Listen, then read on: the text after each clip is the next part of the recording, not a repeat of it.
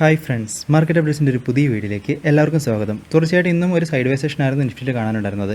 11,289 market open ആയതിനു ശേഷം 11,322 വരെ ഹൈ പോയി, തുടർന്ന് 11,308 മാർക്കറ്റ് ക്ലോസ് ആവുകയും ചെയ്തു.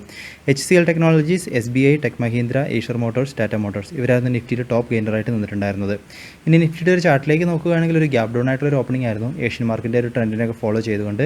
എന്നിരുന്നാലും പിന്നീട് ഒരു ഗെയിനിലേക്ക് വരാൻ മാർക്കറ്റ് സാധിച്ചു. ഒരു ചെറിയൊരു ഗെയിനായിരുന്നു മാർക്കറ്റിൽ നേടിയിട്ടുണ്ടായിരുന്നത്.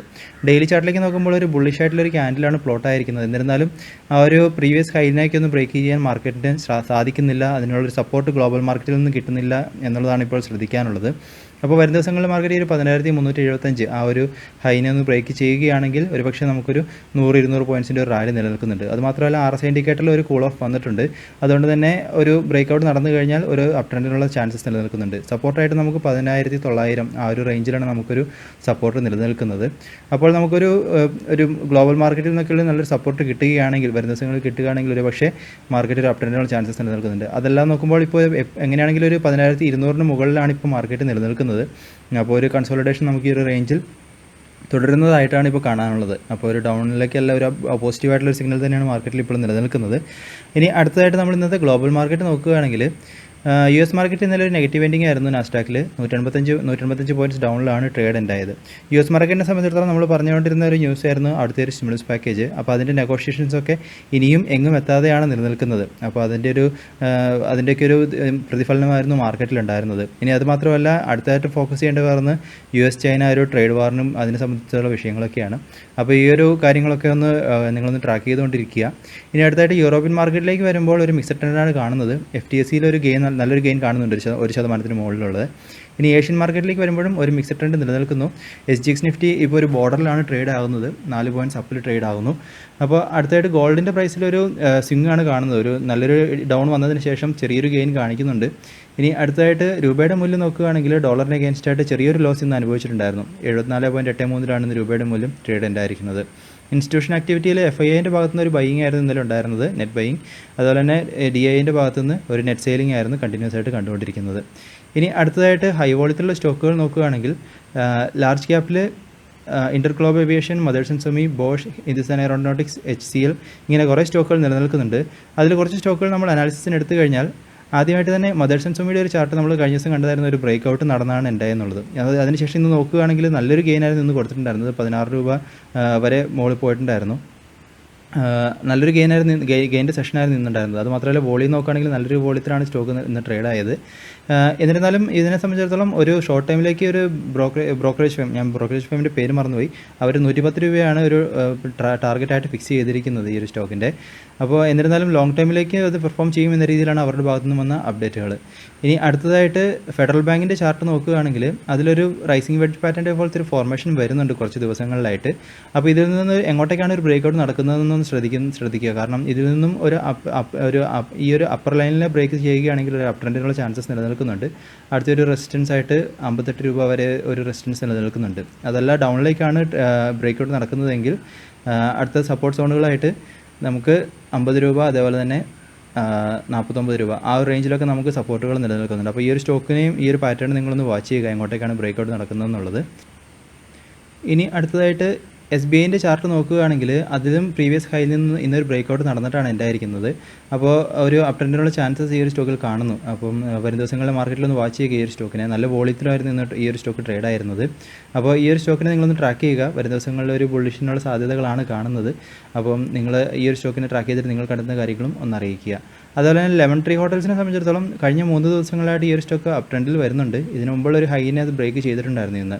അതുമാത്രമല്ല, ഈ ഒരു സ്റ്റോക്കിനെ സംബന്ധിച്ചിടത്തോളം മോട്ടിലാൽ ഒസ്വാൽ, അതുപോലെ തന്നെ കൊട്ടക് ഇൻസ്റ്റിറ്റ്യൂഷണൽ ഇക്വിറ്റീസ് ഇവർ രണ്ടുപേരും ഒരു ബൈ ടാർഗറ്റാണ് കൊടുത്തിരിക്കുന്നത്. ടാർഗറ്റ് പ്രൈസ് ആയിട്ട് 33 രൂപ, 35 രൂപ അങ്ങനെ വീതമാണ് അവർ ടാർഗറ്റ് പ്രൈസ് ആയിട്ട് സെറ്റ് ചെയ്തിരിക്കുന്നത്. അപ്പോൾ ഈ ഒരു സ്റ്റോക്കിനൊന്ന് ട്രാക്ക് ചെയ്യുക. അപ്പോൾ ഒരു ട്രേഡിങ്ങിനുള്ള പോസിബിലിറ്റി ഈ ഒരു സ്റ്റോക്കിൽ ഒരു പക്ഷേ കാണുന്നുണ്ടെങ്കിൽ നിങ്ങൾക്ക് തീർച്ചയായിട്ടും ട്രൈ ചെയ്യാവുന്നതാണ്. ഇനി അടുത്തതായിട്ട് ഭാരത് ഫോർജിനെ സംബന്ധിച്ചിടത്തോളം ഇത് പ്രീവിയസ് ഹൈയുടെ അടുത്താണ് ഇപ്പോൾ നിലനിൽക്കുന്നത്. ഇന്നൊന്നും ബ്രേക്ക് ചെയ്തുവെങ്കിലും ബ്രേക്ക് ചെയ്ത് എൻഡാകാൻ സാധിച്ചിട്ടുണ്ടായിരുന്നില്ല. പ്രീവിയസ് ഹൈൻ്റെ അടുത്ത് തന്നെ ട്രേഡ് ഉണ്ടായിരിക്കുകയാണ്. അപ്പോൾ അതുമാത്രമല്ല, ഇപ്പോൾ ഒരു ഡിഫൻസ് സെക്ടറിലൊക്കെ നോക്കുമ്പോൾ ഈ ഒരു ന്യൂസുകളൊക്കെ വന്നതുകൊണ്ട് തന്നെ ഈ ഒരു സ്റ്റോക്കിന് ഒരു അപ് ട്രെൻഡ് ചാൻസസ് നിലനിൽക്കുന്നുണ്ട്. അപ്പോൾ നിങ്ങൾ ഈ ഒരു വരും ദിവസങ്ങളിൽ ഒരു ബ്രേക്ക് ഔട്ട് നടക്കുന്നതാണെങ്കിൽ തീർച്ചയായിട്ടും ഈ ഒരു സ്റ്റോക്കിനെയും ഒന്ന് കൺസിഡർ ചെയ്യാവുന്നതാണ് അനാലിസിസിന്. ഇനി അടുത്തതായിട്ട് HCL ടെക്നോളജീസ് നോക്കുമ്പോൾ അതും വീണ്ടും ഒരു ചെറിയൊരു കറക്ഷന് ശേഷം വീണ്ടും ഒരു ബുള്ളിഷ് സിഗ്നൽ തന്നിരിക്കുകയാണ്. ഒരു പ്രീവിയസ് ഹൈൻ്റെ അടുത്ത് തന്നെയാണ് ഇപ്പോൾ നിലനിൽക്കുന്നത്. അപ്പോൾ ഇതിൽ നിന്ന് ഒരു ബ്രേക്കൗട്ട് നടക്കുകയാണെങ്കിൽ ഒരു 719 രൂപയ്ക്ക് മുകളിൽ ഒരു ബ്രേക്കൗട്ട് നടക്കുകയാണെങ്കിൽ വീണ്ടും ഒരു അപ് ട്രെൻഡിനുള്ള ചാൻസസ് ഈ ഒരു സ്റ്റോക്കിലും നിലനിൽക്കുന്നുണ്ട്. അതുപോലെ തന്നെ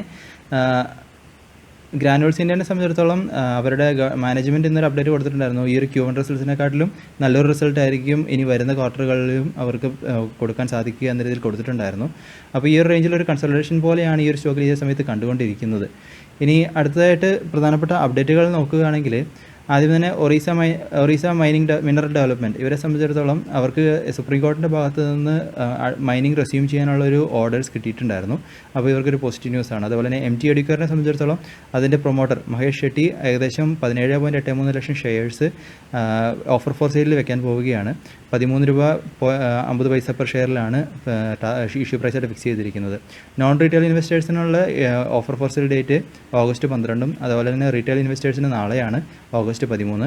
ഇനി അടുത്തായിട്ട് MPSനെ സംബന്ധിച്ചിടത്തോളം അവർ ഷെയർ ബൈബാക്കിന് പോകുന്നു. ഏകദേശം 5.67 ലക്ഷം ഷെയർസ് തിരിച്ച് ഒരു ബൈബാക്ക് ചെയ്യാൻ പോവുകയാണ് 600 രൂപ പെർ ഷെയറിൽ.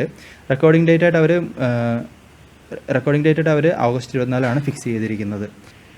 ഇനി അടുത്തായിട്ട് ഐഷർ മോട്ടോഴ്സിനെ സംബന്ധിച്ചിടത്തോളം അവർക്ക് ബോർഡിൻ്റെ ഭാഗത്ത് നിന്ന് ഒരു ഷെയർ സ്പ്ലിറ്റിനുള്ള ഒരു അപ്രൂവൽ കിട്ടിയിട്ടുണ്ടായിരുന്നു. അപ്പോൾ ഒരു ഷെയറിനെ 10 എന്ന രീതിയിലാണ് ഒരു സ്പ്ലിറ്റ് ചെയ്യാനായിട്ട് പോകുന്നത്. വരുന്ന ഒരു 2-3 മാസത്തിനുള്ളിൽ ഈ ഒരു പ്രോസസ്സ് കംപ്ലീറ്റ് ചെയ്യും എന്ന രീതിയിലാണ് അപ്ഡേറ്റുകൾ കൊടുത്തിരിക്കുന്നത്. അപ്പോൾ ഈ ഒരു ന്യൂസിനെ തുടർന്ന് ഇന്ന് നല്ലൊരു അപ്ഡേറ്റിൽ ഈ ഒരു സ്റ്റോക്ക് പോയിട്ടുണ്ടായിരുന്നു. ഈ ഒരു സ്റ്റോക്കിൻ്റെ ഒരു റിസൾട്ട്സ് നോക്കുകയാണെങ്കിൽ കഴിഞ്ഞ ഒരു 3 ക്വാർട്ടറിൽ സെപ്റ്റംബർ 2019 തൊട്ട് നോക്കുകയാണെങ്കിൽ ഒരു ഡിക്ലൈനിങ് ആയിട്ടുള്ള ഒരു നെറ്റ് പ്രോഫിറ്റാണ് ഇവർക്ക് കാണാനുള്ളത്.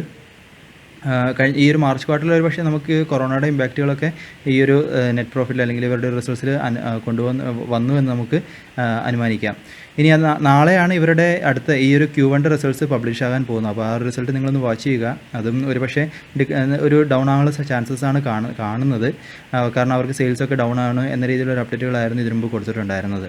ഇനി അതുപോലെ തന്നെ ഇവരുടെ ഒരു ഷെയർ ഹോൾഡിംഗ് പാറ്റേൺസ് ഒക്കെ നോക്കുകയാണെങ്കിൽ ഇവർക്ക് 0 പ്ലഡ്ജ്ഡ് ഷെയർസ് ആണ് കാണുന്നത്. അത് നല്ലൊരു സൂചന തന്നെയാണ്. എന്നിരുന്നാലും ഫോറിൻ ഇൻസ്റ്റിറ്റ്യൂഷൻ്റെ ഭാഗത്ത് നോക്കുമ്പോൾ അവർക്കൊരു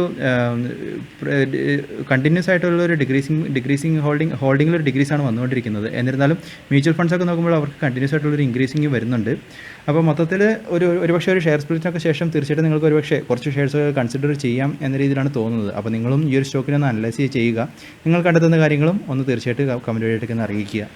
ഇനി അടുത്ത അപ്ഡേറ്റുകളിലേക്ക് പോകുമ്പോൾ JMC പ്രോജക്റ്റിനെ സംബന്ധിച്ചിടത്തോളം അവർക്ക് ഏകദേശം 1363 കോടിയുടെ ഒരു ഓർഡേഴ്സ് വിൻ ചെയ്തു എന്ന രീതിയിൽ അപ്ഡേറ്റുകൾ കൊടുത്തിട്ടുണ്ടായിരുന്നു. മാത്രമല്ല ഇപ്പോഴത്തെ ഒരു കൊറോണ ഇമ്പാക്റ്റുകളൊക്കെ ഈ ഒരു Q2 കഴിയുമ്പോഴത്തേക്കും നോർമലൈസേഷനിലേക്ക് കൊണ്ടുവരാൻ സാധിക്കും എന്ന രീതിയിലാണ് അപ്ഡേറ്റുകളിൽ കൊടുത്തിരിക്കുന്നത്.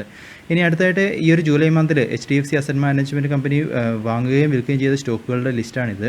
അപ്പോൾ അതിൽ അവരെ ഏറ്റവും കൂടുതലും മേജറായിട്ട് ബൈയിങ് നടത്തിയ സ്റ്റോക്കുകൾ നോക്കുകയാണെങ്കിൽ വിപ്രോ, ഇൻഫോസിസ്, HCL, അതേപോലെ തന്നെ ലൂപ്പിൻ, സൺഫാർമ, ടാറ്റ സ്റ്റീൽ, ഭാരതി എയർടെൽ, അംബുജ സിമൻസ് ഇതൊക്കെയാണ് ഇവർ മേജറായിട്ട് ബൈയിങ് നടത്തിയ സ്റ്റോക്കുകൾ.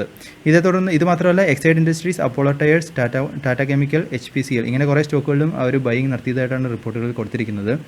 ഇനി അവിടെ അതുപോലെ തന്നെ സെല്ലിംഗ് നടത്തിയ സ്റ്റോക്കുകൾ നോക്കുകയാണെങ്കിൽ Reliance Industries, HDFC Bank, Aurobindo Pharma, Adani Ports, ITC, Axis Bank, SpiceJet. അതുമാത്രമല്ല Vodafone Idea, ICICI Prudential, DLF ഇതിൽ നിന്നൊക്കെ ഒരു കംപ്ലീറ്റ് ആയിട്ടുള്ള ഒരു എക്സിറ്റും നടത്തി എന്ന രീതിയിലാണ് അപ്ഡേറ്റുകളിൽ കൊടുത്തിരിക്കുന്നത്.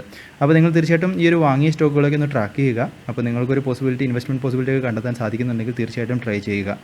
ഇനി അടുത്തായിട്ട് Q1 റിസൾട്ട്സ് വന്ന കമ്പനികൾ നോക്കുകയാണെങ്കിൽ അദാനി പോർട്സിൻ്റെ Q1 റിസൾട്ട്സിൽ റവന്യൂവിൽ 18% ഡിക്ലൈനും നെറ്റ് പ്രോഫിറ്റിൽ 26% ഡിക്ലൈനുമാണ് ഉണ്ടായിരിക്കുന്നത്.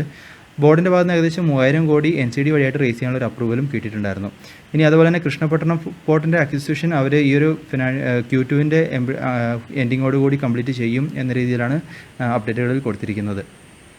അടുത്തായിട്ട് ഭാരത് ഫോർജിൻ്റെ Q1 റിസൾട്ട്സ് നോക്കുമ്പോൾ റവന്യൂവിൽ 68.3% ഡിക്ലൈനും 56.3 കോടിയുടെ നെറ്റ് ലോസുമാണ് റിപ്പോർട്ട് ചെയ്തിരിക്കുന്നത്.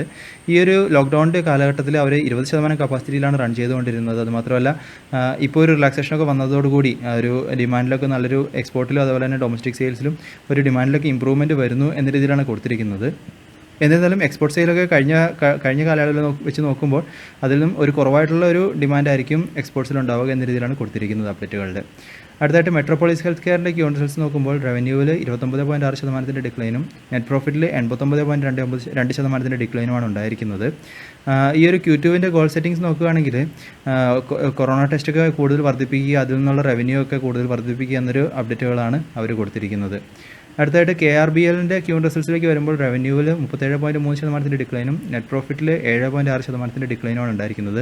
സെഗ്മെൻറ്റ് വൈസ് നോക്കുകയാണെങ്കിലും അഗ്രി സെഗ്മെൻറ്റിലും എനർജി സെഗ്മെൻറ്റിലും അവർക്ക് 38%, 20% വീതം റവന്യൂവിൽ ഡൗൺ ആണ് വന്നിരിക്കുന്നത്. ഇനി അടുത്തായിട്ട് നാറ്റ്കോ ഫാർമയിലേക്ക് വരുമ്പോൾ അവർക്ക് നെറ്റ് പ്രോഫിറ്റിൽ 14.49% ഡിക്ലൈൻ ഉണ്ടായിരിക്കുന്നു. കഴിഞ്ഞ വർഷം അവർക്ക് ഇതേ കാലയളവിൽ 142 കോടിയുടെ ഒരു നെറ്റ് പ്രോഫിറ്റ് ആയിരുന്നു ഉണ്ടായിരുന്നത്. അതുമാത്രമല്ല ഇവർക്ക് ഈ ഒരു ഇൻ്റർനം ഡിവിഡൻ്റ് ആയിട്ട് ₹1.25 പെർ ഷെയറിൽ അവർ ഡിക്ലെയർ ചെയ്തിട്ടുമുണ്ട്.